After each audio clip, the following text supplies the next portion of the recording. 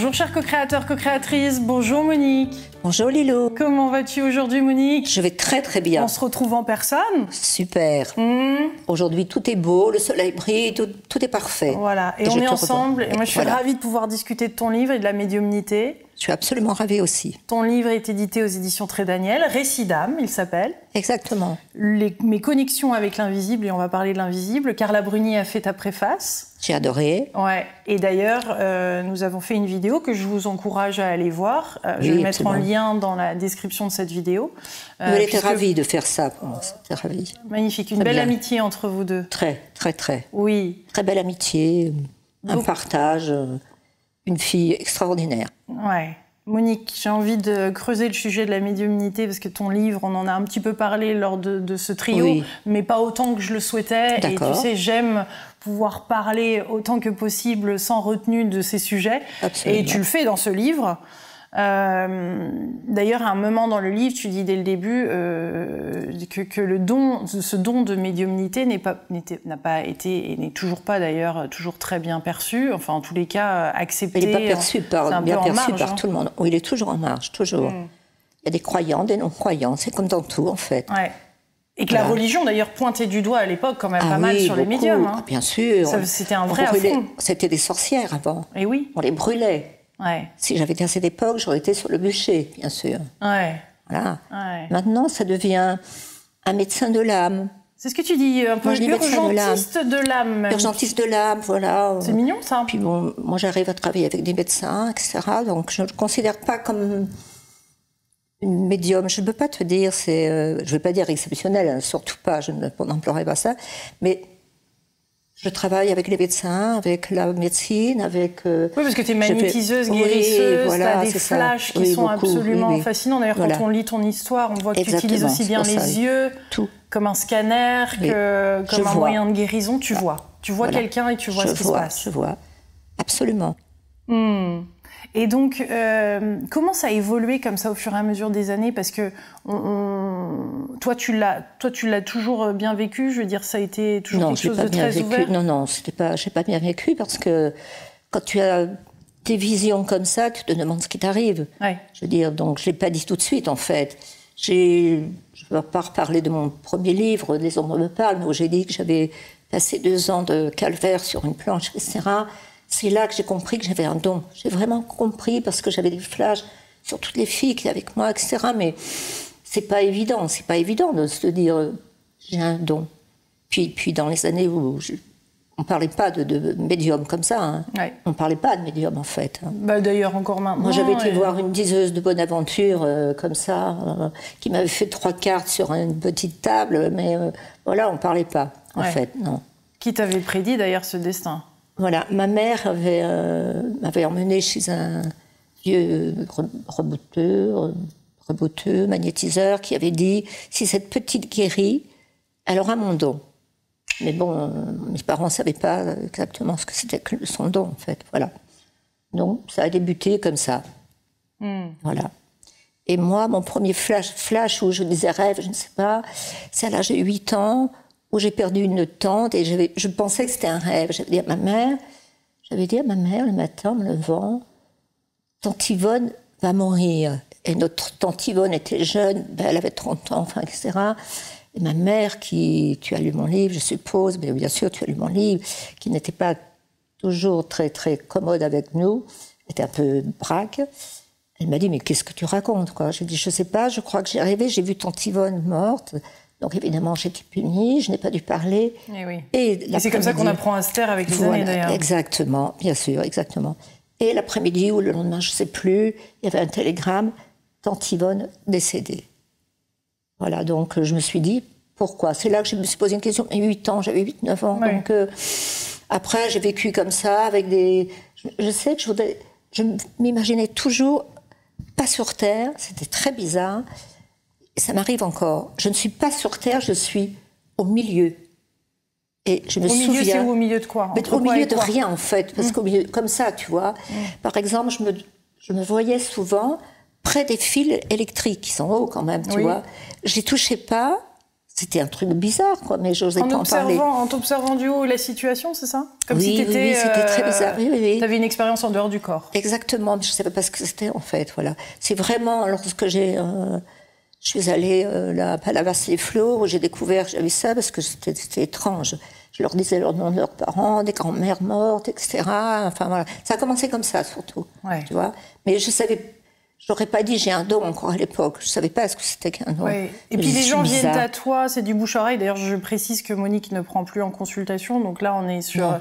Parce que c'est juste de par ton âge aussi. Oui, et puis, exactement, bien sûr. Et puis le temps que ça prend et l'énergie que ça prend. Beaucoup. Mais c'est très quand même fatigant. Très intéressant de pouvoir discuter de tout ça aujourd'hui. Et surtout qu'il y a ton livre. Donc grâce au livre aussi, le livre peut aller là où il doit aller. Et là aussi faire son travail. Parce que... Dans ces mots, il y a une partie de ton histoire et une guérison et une ouverture d'esprit. Parce que quand on est médium, il y a quand même quelque chose de l'ordre d'apporter un espoir Bien sûr. aux gens. Enfin, ça fait partie quand même... Enfin, c'est surtout pour ça que je le fais. Je veux dire, voilà. J'ai attendu longtemps avant de dire je suis médium ou guérisseuse. Parce que je me disais, au début, je ne savais pas. Je me disais, pourquoi moi? Pourquoi ça? Pourquoi c'est comme ça? Puis après... vous avez trouvé que j'avais un cancer, vous avez, donc voilà, vous commencez à croire en vous. C'est pas évident, c'est extrêmement perturbant. Un don, c'est pas simple. Un véritable don qui vous poursuit, c'est dur, c'est très dur. Oui, parce que tu es obligé de faire avec. Je veux dire, même dans ma propre famille, j'ai fait des choses, etc. C'est dur. Ouais. Voilà. Maintenant, je sais, avec ce long parcours, que j'ai un véritable don. Oui. Et avec don vient une responsabilité. Ah oui, beaucoup, grande responsabilité. Et puis les gens sont en demande. Et des gens qui sont dans un état souvent de désespoir aussi, comme tu le dis. D'où beaucoup on peut parler d'urgentistes de l'âme, justement, parce que c'est souvent dans l'urgence qu'ils viennent à toi. Ils viennent dans l'urgence ou ils viennent pour voir. Enfin, je ne sais pas pourquoi, mais j'étais axée vite vers la maladie. Plus que les histoires de rencontres, d'amour. Au départ, c'était un peu ça. Pourtant, tu en parles de l'intimité que tu as avec des couples et leur histoire d'amour, etc. Il y en a quand même plusieurs dans ce livre. Ah oui. J'ai aidé des gens en amour aussi. J'ai compris, ils ont ouvert leur cœur et je les ai aidés dans... Voilà. Ouais. Mais maintenant, je dirais... Maintenant, à la fin, quand j'ai arrêté, c'était plus dans les maladies, parce qu'il y en a de plus en plus, le cancer, les enfants qui partent, etc. Donc, les gens ont peur. Voilà. Donc, j'ai plus, là, ces dernières années où j'ai travaillé, c'était plus ça, maladie, découverte, etc. Oui. Guérir, je ne guéris pas les cancers, je l'ai toujours dit, jamais je ne touche un cancer. Je pouvais juste soulager les brûlures des radiothérapies, etc. Mais j'ai toujours dit, je ne sais pas guérir un cancer. Je ne sais pas. Voilà. Il y a eu quelques cas quand même. Il y a eu quelques cas, mais qui n'étaient pas forcément des cancers. Je veux dire, oui, j'ai eu guéri quelques... De guérison miracle. Oui, je n'ose même pas dire ça, parce que... Oui. Je détecte, je dirais que je détecte. Vous voyez, je vais regarder, je vais dire le caméraman. Je vais regarder le caméraman, je vois... Voilà, si je vois quelque chose, je lui dirai. Même de loin, je pourrais. On verra après. Oui, c'est ça, tu vois comme une tache noire ou quelque chose blanc, ou blanc. Ça dépend, oui, c'est ça. Blanc, et là, tu le dis à la personne dans des situations comme des salles d'attente, tu nous dis. Oui, ça peut être une salle d'attente. Finalement, il n'y a pas de vacances pour toi. Je me souviens d'une dame assez... avec une grande robe, elle avait des robes avec des fleurs rouges, etc. Je voyais quelque chose, mais elle a dit, mais elle est folle, celle-ci. On prend pas une folle au début, hein. Elle est folle. Maintenant, j'ose parce que, je ne vais pas dire je suis sûre de moi, mais si, je suis sûre de moi quand même. Sinon, je ne l'aurais jamais fait. Parce que je suis quelqu'un d'honnête, déjà très honnête, et vous ne pouvez pas leurrer les gens. Quelquefois, ils me posent des questions auxquelles je ne sais pas répondre. Je ne sais pas répondre. C'est ça, parce que comment tu arrives à faire avec cette peur-là dans laquelle, connaissant et voyant, tu parles d'hypersensibilité quand même, tu as ça. Oui, ça fait partie du don. Exactement. Je veux dire, c'est cette hypersensibilité qui te permet de voir au-delà des apparences. Alors moi, je suis aidée par là-haut. Je pense que tu as dû voir chez moi un grand tableau, quelques années quand tu... que tu ne veux pas vendre, parce que je ne vendrai jamais. Monique est peintre aussi. Un grand tableau où s'inscrivent des noms, tu vois. Et ça, c'est pareil, la première fois que j'ai eu ça, c'est pas tellement d'années, 20 ans, 25 ans quand même, tu vois. Tu vois un nom, tu dis à la dame, vous connaissez, ben, c'est mon père, ou c'est ma mère, ou c'est mon frère qui est décédé. C'est comme ça que ça a commencé. Mais quelque part, j'avais peur, je me suis dit, mais... Et à chaque étape, on se dit, mais qu'est-ce que tu as, quoi? Tu es étrange. Maintenant, je le vis, voilà, comme ça, parce que il y a longtemps, mais j'avoue que parfois, j'ai encore peur. Parfois, j'ai encore peur. Oui. Puis tellement peur de leurrer, tellement peur de... Oui, puis face à la peur de l'autre, c'est pas évident de soi-même d'être... Mais si je lis, voilà, j'ai un prénom qui apparaît, je peux dire... Bon, je peux dire un exemple, par exemple, d'une petite actrice qui est venue, donc toute petite actrice, qui venait pour ses amours, pour sa profession, etc. Et d'un seul coup, il y avait un quart d'heure, elle était là. Je pense qu'elle peut témoigner, elle. Et moi, j'ai eu très, très mal, là. Très mal. J'ai dit, oh, mais je croyais que c'était moi, en fait. J'ai dit, oh là là, j'ai très mal, excusez-moi, j'ai mal. Ouais. J'ai comme un coup de poignard, je ne sais pas ce que j'ai. Et d'un seul coup, je regarde comme ça, et je vois Pierre. Pierre qui lui dit, je t'ai aimé, je t'aime encore. Quel bonheur de te voir. Et elle pleure, elle s'effondre, elle crie, elle me dit, mais Pierre, Monique, il était tué au Bataclan. Il a reçu un coup de pistolet, là. Ouais. Et ça... Mais ça me rend malade, si tu veux, tu vois. Ça me rend malade. Tu te dis, mais comment tu peux voir ça? Elle a été retournée, ça a été un truc de fou, sa voyance. Mais elle était heureuse. Elle m'a dit, oh, mais Pierre, je l'ai tellement attendu. Et voilà. Oui, parce que quand on a cette information de l'au-delà, des défunts, il y a quand même quelque chose aussi qui s'apaise. Malgré cette douleur qui est réexprimée, réouverte, elle il y a me dit quelque chose tout, qui... ça nous fait du bien. Moi, ça me dérange quelque part. Ça me dérange, je ne les connais pas, ça arrive de... Mais tout le monde dit, mais quel bonheur, mais quel bonheur. Ce n'est pas tout le temps. Hein, parce que je disais toujours aux personnes, ne venez pas que pour parler à vos défunts. Quelquefois, ils ne viennent pas. Oui, et les attentes sont grandes en général. Hein. Oui, ça ne doit pas être évident à gérer non plus. C'est pas évident, parce que voilà, quelquefois, ils ne viennent pas. C'est rare. Même s'ils viennent 5 minutes, même pour un fait important. Là, j'ai eu des histoires d'amour il n'y a pas longtemps, donc c'était beau. Toi, tu es tombée amoureuse dernièrement ? Non, je ne suis pas amoureuse. C'est fini, maintenant, terminé. Non, j'ai eu des histoires d'amour pour des gens qui étaient là. Et 3 semaines après, la dame m'appelle, elle m'a dit non, mais c'est le nom, c'est le prénom, et c'est comme tu me l'as dit. Elle ne venait pas du tout pour l'amour, elle venait pour sa profession, pour voilà, le chemin qu'elle avait à prendre professionnellement, etc. Pas du tout. Et d'un seul coup, sa maman, qui est décédée, vient avec son prénom compliqué, un prénom pas français. Elle me dit mais vous ne le connaissez pas? Je dis, je lis. Et j'ai même trouvé le sobriquet qu'on lui donnait, le diminutif qu'on l'appelait. Et sa maman lui dit, tu vas trouver l'amour à tel endroit, tel... nanana. Ah oui, c'était très précis, là. Voilà. Et là, c'est fait. Elle m'a appelé en me disant, Voilà. T'as dû recevoir plusieurs faire-part. Oui, je vais recevoir bientôt tout au long de ta vie. Ouais, j'ai fait quelques mariages comme ça. J'ai été au mariage, t'es invitée. Oui. Je suis pour rien pourtant. On va parler brièvement de ta rencontre avec Carla Bruni quand même, puisque t'as fait ta préface. Oui. On en reparle et je le redis, mais l'interview et le lien est en dessous de la vidéo. Mais je veux dire, cette amitié, en fait, ça a été une excuse, cette rencontre finalement, parce que vous avez vécu une belle amitié, mais à la base, elle a fait un rêve. Oui. Elle a rêvé qu'elle avait à contacter une médium. Le lendemain, elle rencontre cette amie qui lui parle sans le savoir de toi. Oui, c'est ça. Synchronicité quand même. Oui, c'est fou quand même. Et là, elle t'a contacté immédiatement et tu ne savais pas que c'était elle qui arrivait. Non, elle ne m'a pas donné son nom, rien du tout. Elle est venue. Et sous un faux nom et puis là, direct. Bon, j'étais extrêmement surprise, mais bon, voilà, contente.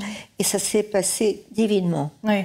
Parce que tu as pas mal de célébrités et de personnes publiques. C'est-à-dire c'est encore un autre... lien, parce que tu connais une partie de la vie de ces gens-là, et pour le coup, tu dois t'abstraire de tout ça, ou c'est simplement les infos, pareil, qui vont venir moi, je ne suis pas... Alors, pardon, vous tous, les people, je ne suis pas du tout people, je ne suis pas du tout grand-camp, je regarde jamais. Sauf que là, bon, première dame... Mais là, première dame, quand je l'ai vue, mais voilà, j'avais pas de nom, je savais pas qui venait me voir.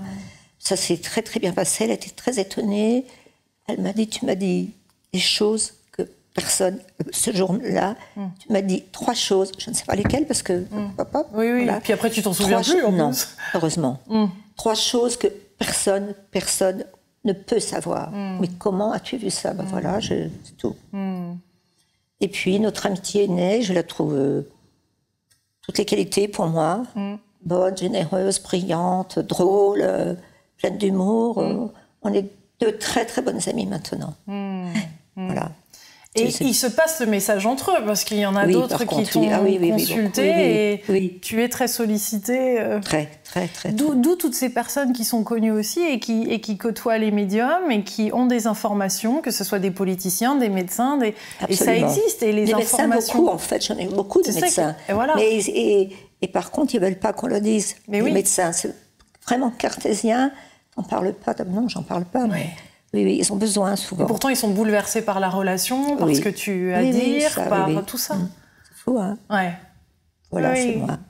Comme si c'était un petit peu en marge, comme s'il fallait pas, comme si on avait honte ou... Les médecins, surtout sur tout ce qui est médical, oui, je veux bien savoir, mais surtout c'est entre nous, hein.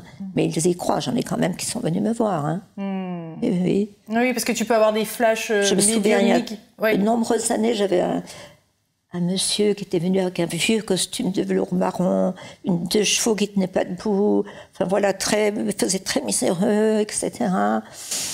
Et quand il est rentré dans mon bureau, bon voilà, j'avais un prénom, et en fait c'était un grand professeur de médecine. Je l'ai vu, je lui ai dit c'est bizarre, je vois défiler en blouse blanche, et il me dit ah bon, c'est bizarre. Ah, il a tenu le choc, je lui ai dit oui, voilà, je ne sais pas, vous voulez peut-être pas le dire, mais moi je me vois ça. Oui, mais il m'a dit après, j'ai entendu parler de vous par plusieurs patientes et j'ai voulu voir. Et voilà, j'ai vu. Ah, c'est bien cette ouverture et cette curiosité.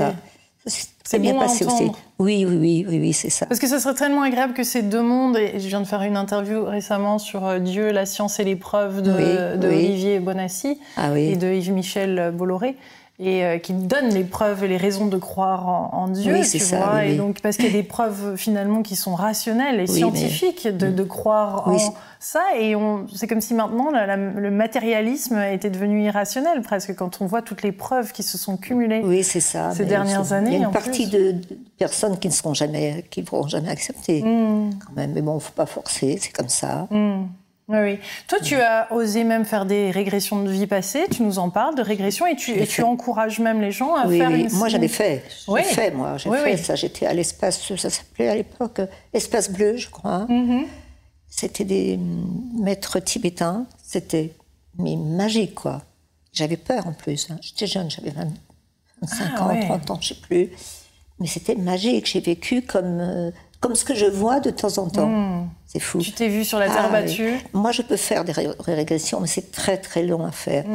J'en ai fait quelques-unes à certaines personnes. Je ne vais pas raconter, parce qu'il y a des choses... où ils me disent, c'est vrai, j'étais ça ne m'étonne pas. Ça explique pourquoi j'ai fait ce métier-là. Ça explique pourquoi je suis comme ça. Oui, c'est fou, hein. Et toi-même, tu t'es vue moi, je me suis vue, au contact des herbes, d'ailleurs. J'ai encore des images de temps en temps. La nuit, quand je me réveille quelquefois, j'ai encore ces images d'années d'avant. Donc, qu'est-ce qui se passe dans une régression ? J'ai vécu beaucoup dans les îles, je me voyais, c'était fou. Hein. Qu'est-ce qui se passe dans une régression ? Comment tu l'expliquerais ? Parce que tu encourages quand même les gens à le faire, donc... J'encourage parce que je veux dire, ça dépend si on se pose... Moi, je me suis posé des questions. Pourquoi tu as vécu ça ? Pourquoi tu es comme ça ? Pourquoi tu as eu ? Pourquoi tu es passionné d'huile essentielle ? J'ai voulu... C'était pas du tout l'époque, hein. Et moi, je voulais faire des médicaments, je voulais soigner les gens. Et tu savais le faire assez instinctivement, même ? Oui, enfin, j'avais des stages après dans un laboratoire de l'essentiel, dans une campagne merveilleuse, etc. Mais c'est comme si je disais toujours, mais c'est comme si je l'avais fait, c'est comme si parce qu'il faut oser faire ça. Sans diplôme de naturopathe, il faut oser. Voilà. Non, moi, je conseille. Il faut tomber sur quelqu'un qui soit vraiment un maître de cérémonie. Hein. Ouais. C'est pas n'importe qui peut faire des... Oui, alors il y a différentes pratiques aussi. Certains suggèrent et disent ce qu'ils voient dans la vie passée, d'autres sont dans leur vie passée. Et c'est intéressant d'être dans le voir. Et puis de voir ses pieds, ses mains, c'est fou. Ses habits, et de regarder la scène, et d'un seul coup, j'ai trouvé ça génial. Ouais. Et certains disent qu'on peut récupérer grâce à ça certains talents ou dons, ou se rappeler de certaines choses et forces, et les réactiver dans le coup pour qu'elles soient utiles cette vie-ci. C'est vrai, c'est pas anodin. Oui. Non, c'est pas anodin. C'est génial, en fait.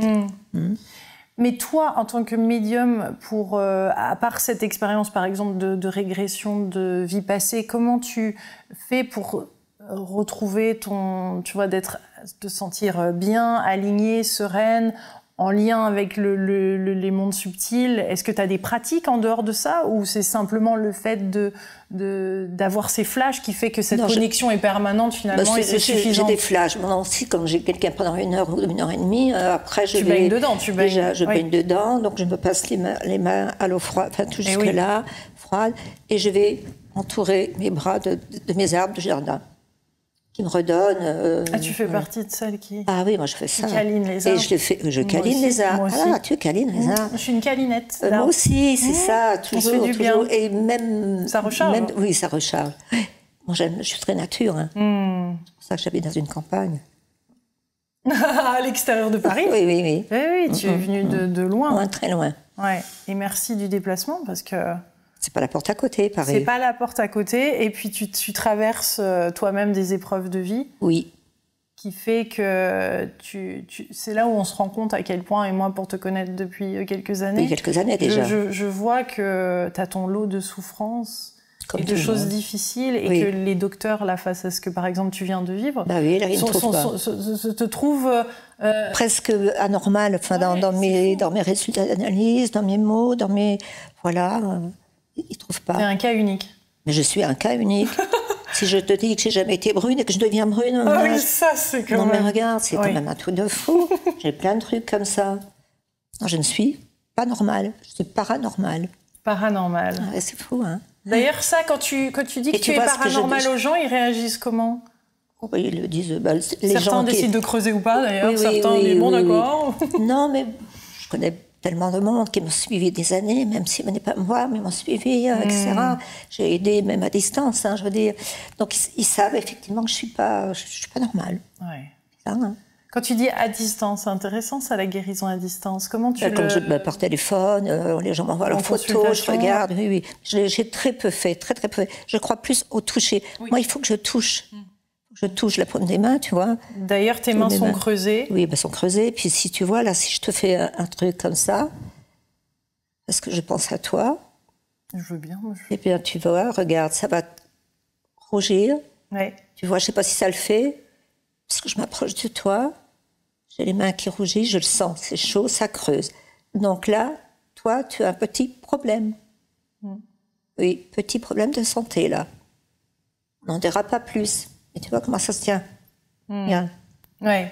Voilà. Mais c'est presque à tous les coups, finalement, parce que le corps est constamment en train de chercher un rééquilibre. Non, c'est pas presque à tous les coups. Non, c'est comme ça. C'est parce que tu as un petit truc en toi, pas grave, attention, hein, mais voilà, qui... Et donc tes mains réagissent à ça. Oui, c'est ça. Chauffe, tu le sens que dans les mains ou tu le sais, non, ça te traverse? Je le sens dans les mains et après, si je te regarde, je vois. Ouais. Le moment n'est pas là. C'est pas grave, donc c'est un petit truc comme ça qui doit te déranger. Oui. Voilà. Et tes mains se creusent. Et donc le fluide passe à travers tes mains. Ça, c'est du magnétisme? Oui, c'est du magnétisme, ça. C'est du magnétisme. J'ai un magnétisme assez fort. Et donc, et ça se développe, parce que je veux dire, on a l'impression que beaucoup d'entre nous, on a ce magnétisme. Quand on commence à frotter les mains et ressentir comme ça, on dit qu'on a tous du magnétisme. Même... Je ne sais pas, moi j'ai mis, voilà. Ouais. Au début, en fait, si tu veux, au tout début, je ne savais pas comment faire. Alors, les gens mettaient leurs paumes dans mes paumes, et là, défilaient leur corps. Je voyais l'intérieur déjà. Je sais pas, qu'est-ce que et voilà. Donc il n'y a rien. Et d'un seul coup, il y a un petit point. Voilà. Ouais. C'est comme ça que je le fais. Ouais. Moi, je trouve ça incroyable des témoignages comme ça, parce que même si, bien sûr, on n'a pas tes capacités, parce que ça reste exceptionnel ce que tu vis, je crois. Ça nous ouvre la possibilité de voir que ça on existe, a aussi que ça existe, et que peut-être que nous aussi, on a juste, pas de guérir, mais que le toucher, en effet, que quelque chose se passe, que l'énergie se passe, qu'on peut ressentir les lieux. Moi, je peux avoir des flashs sur les lieux, et le nombre de personnes qui ont ça, c'est impressionnant également. Et ça, on n'en parle pas trop, mais finalement, nous sommes nombreux à pouvoir ressentir les énergies des lieux, à avoir des images, à avoir des flashs. Alors, c'est bien sûr de manière... Voilà, c'est ça. Mais un don, un véritable don, ça se manifeste... c'est dur à porter. C'est très, très dur à porter. Moi, les gens me disent, tu as de la chance. Je ne sais pas s'il y a de la chance. On appelle ça une chance, parce que j'ai aidé beaucoup. J'ai sauvé, entre guillemets. J'ai soigné, j'étais à l'écoute, etc. Mais on m'aurait demandé un choix, est-ce que je l'aurais accepté? Je ne sais pas. Alors, et ces flashs, parlons de ces flashs qui sont un peu foudroyantes. On parle d'un des flashs d'ailleurs qu'en 2024, 2025, tu vois qu'il y a quand même des choses qui vont se passer et qu'on va vivre une certaine forme de précarité, de pauvreté assez rapide qui va se mettre en place. Est-ce que tu peux en dire 2 mots? Parce que sans alarmer, mais c'est quand même intéressant. Non, sans alarmer. Moi, tu vois, j'avais vu, je sais plus, c'est 2015, le Covid, c'était quelle année? Oui, il y a quelques années, 2016. Non, bien après, 2019. Moi, je l'avais prédit et je l'avais marqué dans mon autre livre parce que je voyais, c'était vraiment une pandémie mondiale. Pandémie mondiale, je l'avais dit. On avait vu on a fait une séance de spiritisme, mais ça avait été dit déjà. Et moi, un jour, je me suis dit, quelque chose va arriver sur cette terre, ça va être mondial. C'était le virus. Oui, moi, 2024, 2025... Mais là, tu parles d'autres virus qui arrivent et de précarité, quand même. Une certaine forme de... rapidement, de guerre civile, même, de... Voilà, j'ose pas trop dire, tu le dis, hein. Oui, je le dis sur mon livre. Oui, 2024, 2025 sont des années très, très dures pour nous. Je pense que dans les rues... Je me souviens, un flash de là-haut, il y a même pas un an, où on disait, quelqu'un marque comme ça, très vite...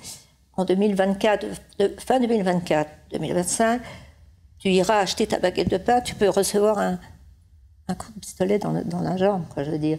On ne sera plus en sécurité, on a des années noires à venir. Voilà. Ils avaient parlé aussi de la guerre en Ukraine. Ils n'avaient pas dit l'Ukraine, hein, pas du tout, mais des guerres qui amèneront... alors. Je dis île précisons île, parce que c'est intéressant. Oui, île, je dis, c'est ce que je note, comme ça. C'est très bref, tu sais, c'est furtif, c'est fugace, comme ça, pop, pop, pop. Je note tout. Oui. Je note tout, j'ai plein de papiers à la maison. Mais qui sont îles? Là-haut, mais qui me dit ça? Je ne sais pas. Tu ne sais pas. Quelqu'un. Non, mais certains savent que c'est une certaine identité. Ils ne révèlent pas, mais... non, j'ai pas de... Non. Ou alors quand j'ai des gens proches que j'ai connus. Oui. Non, je sais pas, c'est des gens de là-haut qui passent. On peut dire des êtres de lumière? Je dirais ça, des êtres de lumière. Des anges? Non, des êtres de lumière. Pas des anges, je sais pas pourquoi. Mais des éclaireurs là-haut qui te donnent des informations, en tout cas ils te parlent, des guides. Voilà, c'est comme ça. Ouais. J'avais pensé, mais ça, peut-être que je comprends. J'avais pensé... Moi, je comprends rien, moi. Se garde tout, Monique, écoute... et tu le dis dans ton livre, chaque jour est compté, chaque jour est précieux. Mais c'est vrai. Ne repoussons pas plus tard ce qu'on peut faire maintenant. Je me disais notre interview, peut-être là, maintenant que j'ai du temps, je ferai, d'ailleurs tu m'aideras, je suis persuadée, une conférence à Paris ou je ne sais où j'expliquerai vraiment ce que j'ai vu, ce que je reçois et ce qui est une vraie voyante. Je ferai une conférence. Et parmi les gens qui viendront, je pourrais faire monter quelques personnes et leur... Voilà. Je voudrais finir en beauté comme ça. Je voudrais finir en beauté comme ça pour dire voilà qui je suis. Sur scène. Ah oui, sur scène. J'adore. Et Carla Bruni viendra chanter au début. Elle viendra chanter au début et à la fin. Mais bien sûr, ça y est. Mais tu as raison. On n'avait plus qu'à trouver un beau théâtre et c'est parti, les filles. Ah oui, elle le ferait. Ah oui, moi j'aimerais finir comme ça, voilà. Je suis pas partie encore. Hein. Il y a encore quelques projets, hein, j'ai l'impression. Oui, il y a des projets. Oui, il y a des petits projets. Oui. Donc, tu nous révéleras au fur et à mesure tout ça. Voilà. Tu te cramponnes?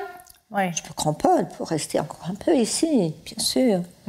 On sent que, d'ailleurs, tu l'as dit dans l'autre interview avec Carla, que tu sentais la mort comme voilà, tu n'avais pas peur et que tu sentais que c'était. Du tout, non. Là, avec pourtant, tu l'as frôlé tellement de fois. Je l'ai côtoyé beaucoup, moi. Ouais. Beaucoup, et là encore, j'avais failli. Ouais. Donc, c'est bizarre. Hein. Je suis un être bizarre.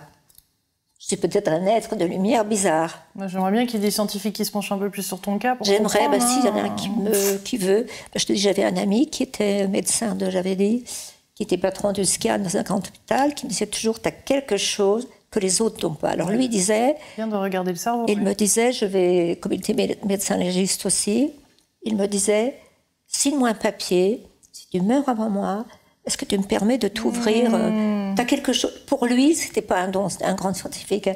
Il me dit, t'as quelque chose que les autres n'ont pas. J'ai signé, j'ai dit, François, je te signe. Mais pourvu que tu ne meurs pas avant moi. Il est parti au mois de mars du Covid. Oh, j'ai eu un chagrin fou. Il peut y avoir quelqu'un qui prend le relais, peut-être, ouais, qui écoutera cette interview. J'aimerais, c'est presque un appel. C'est un appel. Si vraiment, j'aimerais. Voilà. Oui. Et même quand tu es en activité, en train de soigner, ça serait intéressant de voir ce qui se passe.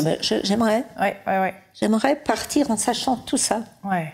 Oui, et puis surtout que ça puisse servir oui, bien sûr. À faire bouger un petit peu les lignes, parce que bon, quand même, ça met du temps. Oui. Ouais. Ça met du temps, oui. Ça viendra. Donc je suis ravie que tu aies pu écrire ce livre-là, qu'on ait pu en parler, que des personnes comme Carla aussi en parlent, et que des gens autour commencent à se décrypter. Alors Carla, elle n'est pas très science occulte. Hein. En fait, c'est juste parce qu'elle avait entendu parler de moi par X personnes, que ce soit à New York, que ce soit partout. Elle entendait parler de moi. Elle m'a dit, mais pourquoi moi, je ne te connais pas, quoi. Donc c'est pour ça. Mais elle n'est pas, en soi, elle ne vit pas avec ça. Il y a des gens qui vivent. Je leur dis non, ne vivez pas pour ça. Venez me voir quand vous avez quelque chose. Non, parce qu'il y a des gens qui vivent en fonction de ça. Et moi, ça, je ne veux pas. Ouais. Non. Mais elle n'est pas branchée comme moi, par exemple, comme toi, etc. Quoi. Elle vit, elle m'a découverte et ça a été une révélation. Voilà. Mais je pense que les artistes ont ça en eux de toute façon. Oui, beaucoup. Naturellement, quand tu écris des chansons, tu as les mots qui te viennent, ou quand tu peins des tableaux. C'est un don quelque part aussi, ça. Mais bien sûr, le canal est ouvert. Oui, voilà. C'est ça. Ah oui. Alors voilà. Ouais. Merci beaucoup, Monique. Merci à toi de m'avoir reçue. Je suis ravie. Est-ce qu'il y a autre chose que tu aimerais dire pendant cette interview? Non, j'ai tout dit, je crois. J'ai tout dit, à part que j'aurais envie de faire une petite conférence, enfin une petite, non, une grande. Et que tu m'aides. Avec plaisir, on va organiser ça. posé la question, je te la pose. Voilà, en direct. Et moi, je serais ravie. Avec joie. On va organiser ça et on mettra le lien. Un bouquet final comme ça, peut-être même plusieurs fois, si j'ai la santé. Mais regardez-moi cette joie de vivre. C'est vrai. Hein. Mais oui. Ouais. Génial. Voilà. Merci Monique. Gros bisous à vous tous. Et puis, j'en profite pour faire un coucou à Guy Trédaniel, qui a osé depuis de nombreuses années, lui aussi très visionnaire qu'il est. Et j'honore ça parce que je trouve ça vraiment merveilleux, tous les auteurs qu'il a osé publier, dont ce récit-là, Monique, Récit d'âme, parce que j'en connais certains, avant que ce soit la mode, qui n'osaient pas trop publier ça, mais Guy était là. Donc bravo Guy, merci. Oui, bravo à lui. Merci pour cet autre livre de qualité. Et Monique, merci, j'en ferai peut-être un autre. Ah ben oui, autre conférence, autre livre. Ça y est, Monique est repartie pour une décennie. Je suis repartie, au moins. C'est bien. Merci, gros bisous à vous et à bientôt. Merci, je vous embrasse tous et je vous envoie beaucoup d'ondes positives. Je pense à vous tous. À tous. Vous m'écrivez, vous êtes tellement nombreux que je ne peux pas répondre, mais je pense à vous. Merci à vous. Et vous retrouverez aussi cette vidéo en podcast. Je mettrai tous les liens sous cette vidéo. Et n'hésitez pas à la partager. Et on vous embrasse, comme on vous a dit tout à l'heure. Et à bientôt.